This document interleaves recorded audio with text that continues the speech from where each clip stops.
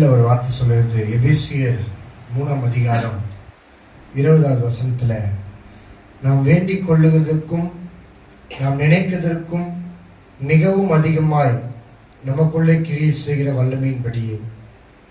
நாம் ஜெபிப்போம், ஒரு சில நேரத்தில் நம்ம ஜெபம் பண்ணுவோம். ஆண்டவரே, சாதாரண மனசில் நினைப்போம், ஆண்டவரே இந்த விஷயம் எனக்கு நடந்தால் நல்லா இருக்குமே. ஜெபம் கூட பண்ண மாட்டோம், நார்மலாக மனசில் நினைக்கிறது தான். மனசில் நினைக்கிறதே அவர் வேண்டிக் கொள்ளுகிற அந்த காரியத்தை, நினைக்கிற காரியத்தை மிகவும் அதிகமாய் நமக்குள்ளே கிரியை செய்கிற தேவன். ஹல்லேலூயா, கர்த்தர் நல்லவர். என்னோடய வாழ்க்கையில் பார்த்தீங்கன்னா, சாதாரணமாக ஒரு சைக்கிள் தான் ஓட்டியிருந்தேன். நிறைய பேர் பார்த்துருப்பாங்க, ஹவுசிங் போர்டு பகுதியில் இருந்து வரேன். சாதாரணமாக ஒரு சைக்கிள் தான் ஓட்டியிருந்தேன். அந்த சைக்கிளே பார்த்தீங்கன்னா ரொம்ப கஷ்டப்பட்டு வாங்கினது. ரொம்ப வறுமையான ஒரு குடும்பத்தில் வந்தேன். சூழ்நிலை ரொம்ப மோசமாக இருந்தது. அந்த சைக்கிள் வாங்குறதுக்கு கூட எங்கள் வீட்டில் எங்கள் வாங்கி கொடுக்க மாட்டாங்க. நான் அப்பா பயங்கர ட்ரிங்க்ஸ், அம்மாவுக்கு சரியாக பார்வை தெரியாது. அப்போ நான் ஆண்டவர்கிட்ட, இந்து குடும்பத்தில் தான் இருக்கிறேன், ஆனால் ஆண்டவர்கிட்ட நினைக்கிறேன், ஆண்டவரே எனக்கும் ஒரு சைக்கிள் இருந்தால் நல்லா இருக்குமே அப்படின்னு சொல்லிட்டு. பார்த்தீங்கன்னா எனக்கு சைக்கிள் வாங்குறதுக்கு ஆண்டவர் உதவி செஞ்சார். சைக்கிளுக்கு அப்புறம் வண்டி 2 வீலர் ஆசைப்படுறேன். 2 வீலர் இருந்தால் நல்லா இருக்குமேன்னு சொல்லிட்டு 2 வீலர் வாங்க உதவி செஞ்சார். இப்போ எனக்கு ஆட்டோ சொந்தமாக போட ஆண்டவர் கிருபை செய்தார். நாம் நினைக்கிறதற்கும் வேண்டிக் கொள்வதற்கும் அதிகமாய் நமக்குள்ளே கிரியை செய்கிற அவருடைய வல்லமை, அதிகமான வல்லமை. கர்த்தர் நல்லவர். ஆமென். இப்படிப்பட்ட சூழ்நிலையிலிருந்து ஆண்டவர் என்னை பிரித்து அவருடைய நாமத்துக்கென்று மகிமையான காரியங்களை செய்தார். என்னோட கெட்ட பழக்கம் பார்த்தீங்கன்னா, கானா சிங்கராக இருக்கும்போது பார்த்தீங்கன்னா நிறைய மணி கிடைக்கும், நிறைய கேஷ் கிடைக்கும். அதை வச்சு ஃபுல்லாக ட்ரிங்க்ஸு, அப்புறம் கஞ்சா, சிகரெட், ஹான்ஸ், நிறைய பழக்கத்தில் இருந்தேன்.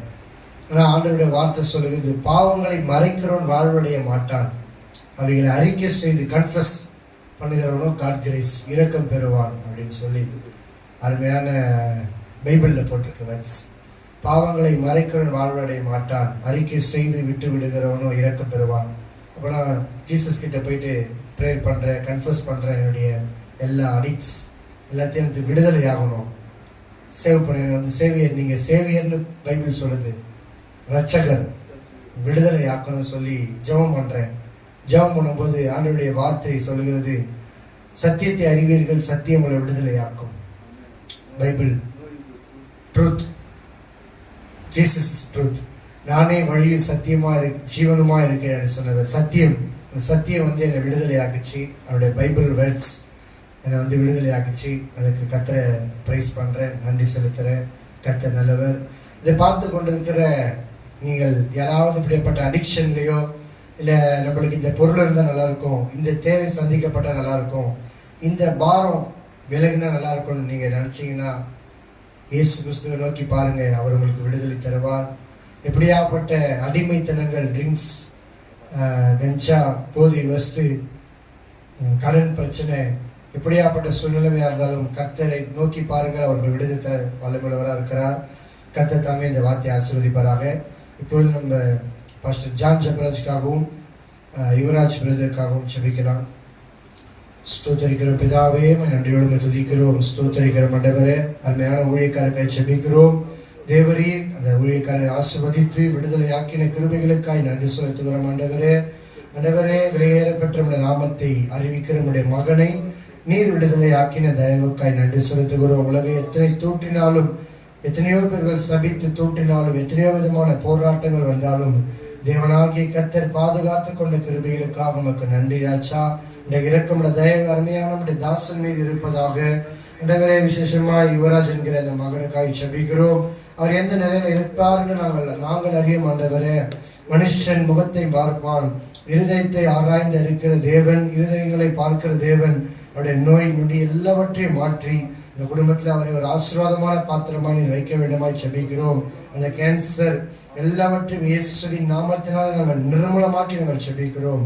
இயேசு கிறிஸ்துவின் நாமத்தினால் நிர்மூலமாக்கி அந்த நோயை கடிந்து நாங்கள் அப்புறப்படுத்துகிறோம். ஆண்டவரே, சுகத்தோடு பலத்தோடு ஆரோக்கியத்தோடு வைக்கும்படியாக அவருடைய தழும்புகளால் குணமானீர்கள் என்ற வார்த்தையின்படி கர்த்தர் நல்ல ஒரு பூரண சுகத்தை கட்டளையிட்டு அற்புத ஒரு சாட்சியாய் உருவாக்குகிறார். மெடிக்கல் மிராக்கள் உண்டாகும்படியாக கர்த்தர் நாங்கள் ஜெபிக்கிறோம் ஆண்டவர். உம்முடைய நாமத்தினாலே, இயேசுவின் நாமத்தினால் நன்றியோடு நம்ம உயர்த்துகிறோம்.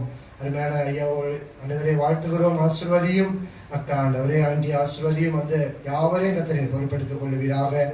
உடைய கருத்தில் அர்ப்பணிக்கிறோம். சகல துதிகன மகிமையாவும் ஒருவருக்கே செலுத்துகிறோம். இதை பார்க்கிற ஒவ்வொருவரும் கர்த்தர் ஆசீர்வதிங்கப்பா. ஒவ்வொருவரும் நடத்துங்க. ஒவ்வொருவருக்கும் வேண்டிய விடுதலை கர்த்தர் கட்டளையிடுங்கப்பா.